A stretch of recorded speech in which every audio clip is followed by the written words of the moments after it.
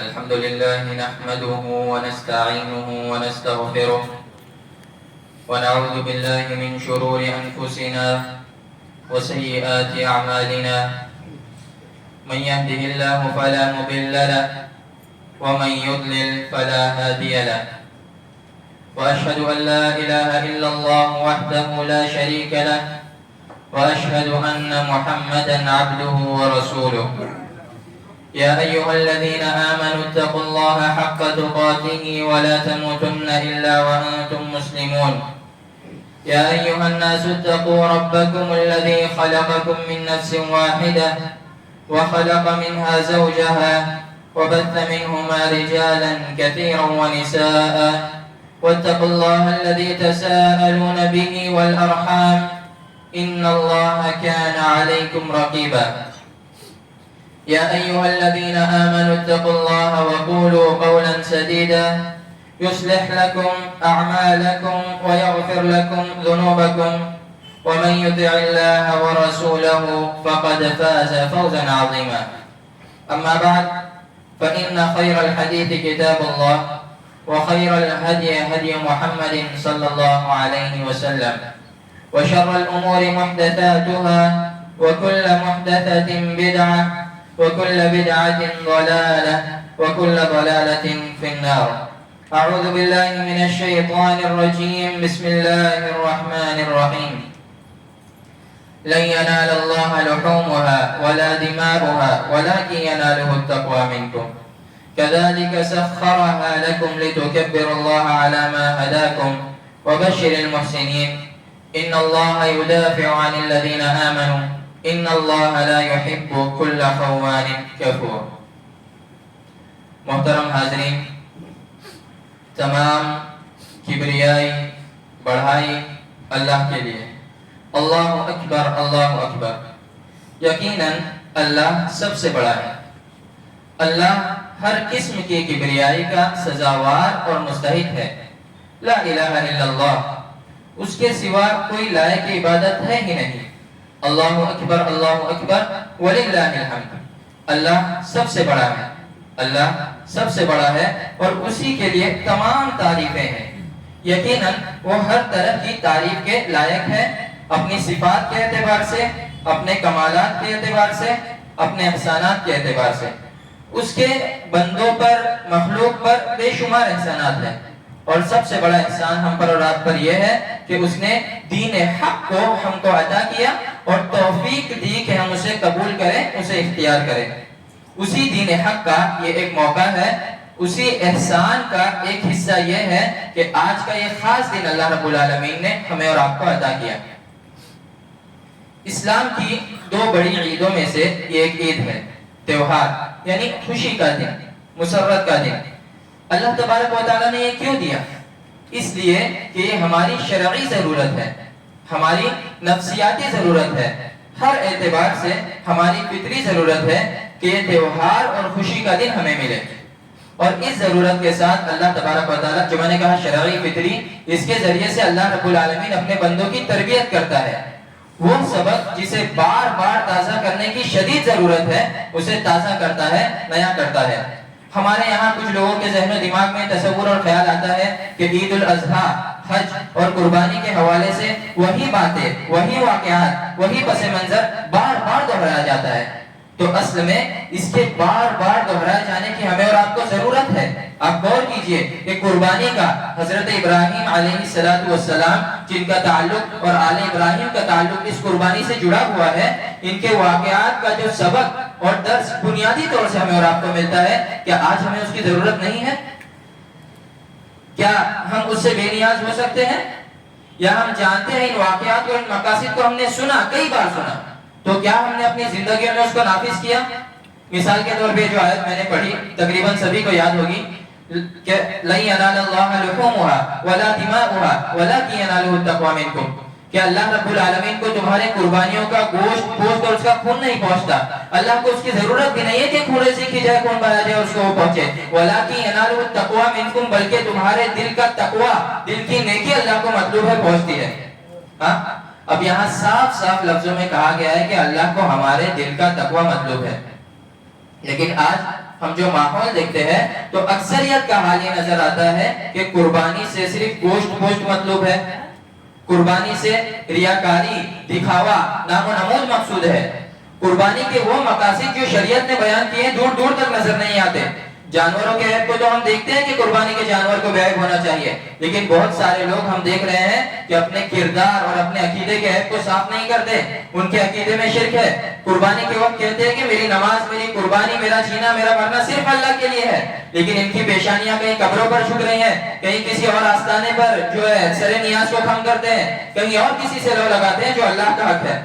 اللہ تبارک و تعالی نے کہا کہ کہیں اور کسی سے لو لگاتے ہیں جو اللہ کا حق ہے، لہٰذا ہم دیکھ رہے ہیں کہ قربانی کی جا رہی ہے، لیکن قربانی کا مقصد دور دور تک ہماری زندگیوں میں نظر نہیں آ رہا ہے۔ یہاں شرک ہے، یہاں خرافات ہے، اور قربانی کے وقت بھی ہم دیکھتے ہیں کہ بہت سے لوگ قربانی کا جانور خریدتے ہیں تو ان پیسوں کا استعمال کرتے ہیں جو اللہ رب العالمین نے حرام قرار دیا ہے۔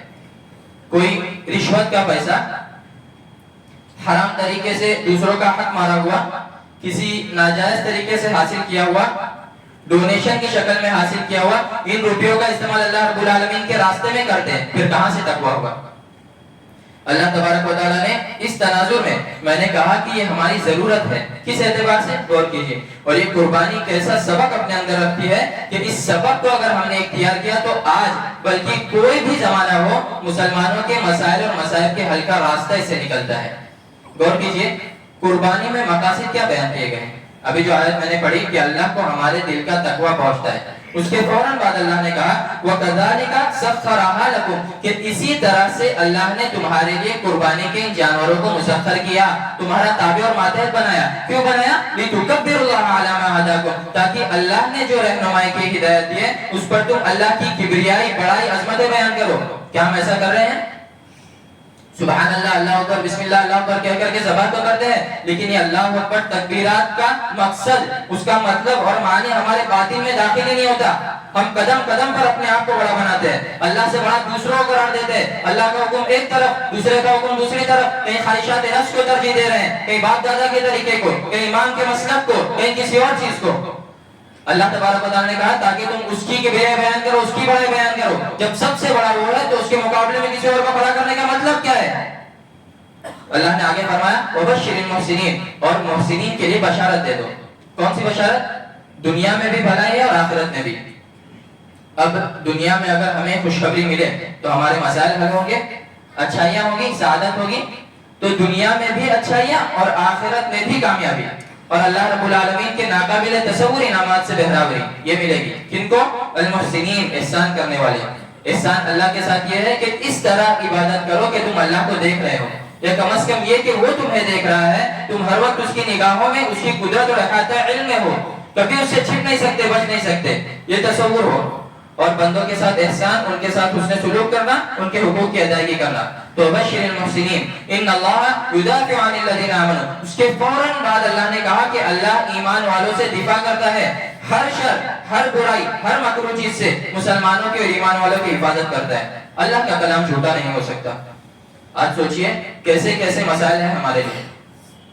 کوئی بھی زمانہ ہو، مسلمانوں کے خلاف باطل کی سرگرمیاں جاری رہیں گی، اور آج ہم دیکھ رہے ہیں کہ پورے عالم میں ہر طرف مسلمانوں پر حملے ہو رہے ہیں، ان کی شخصیات پر، جان و مال پر، عزت و آبرو پر، گھروں پر، دینی شاعر پر۔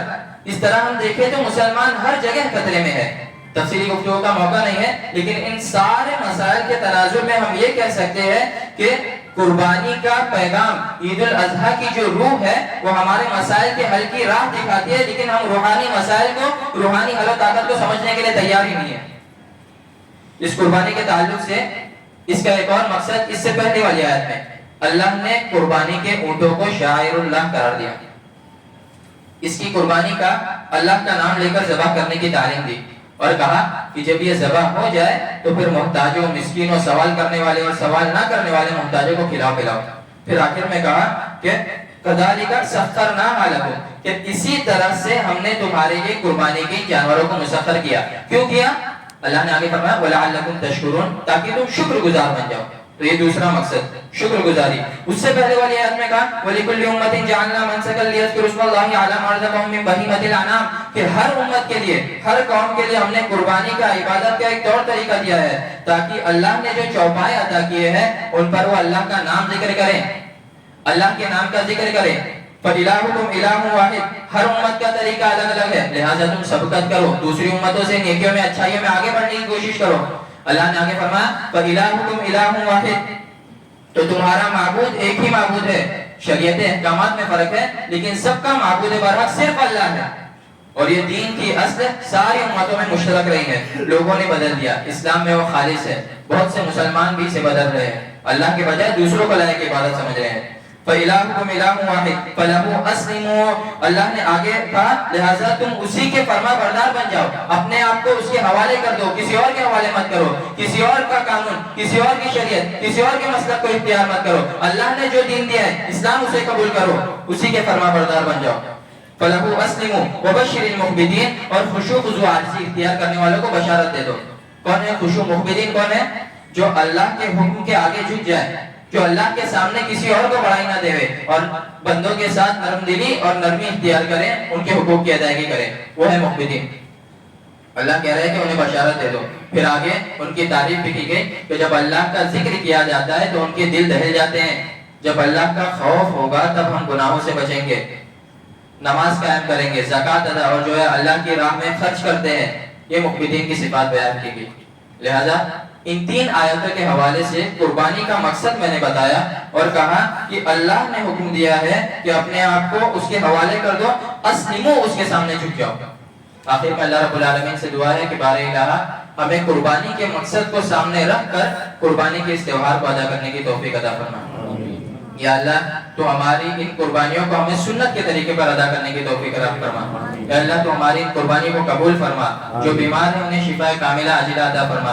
جو مقروض ہیں ان کے قرض کی ادائیگی کے لیے کوئی راستہ ہموار کر دے. ہمارے جو بھی مسلمان بھائی پریشان کیے جا رہے ہیں, اپنے ایمان کی وجہ سے ستائے جا رہے ہیں, ان کی اللہ تو مدد فرما. یا اللہ تو فلسطین کے مسلمانوں کی مدد فرما. جب تک دنیا میں زندہ رہ, دین اسلام پر قائم دائم رکھ اور خاتمہ بھی ہو تو ایمان پر ہو. آمین. وآخر دعوانا ان الحمد للہ رب العالمین. والسلام علیکم ورحمۃ اللہ وبرکاتہ.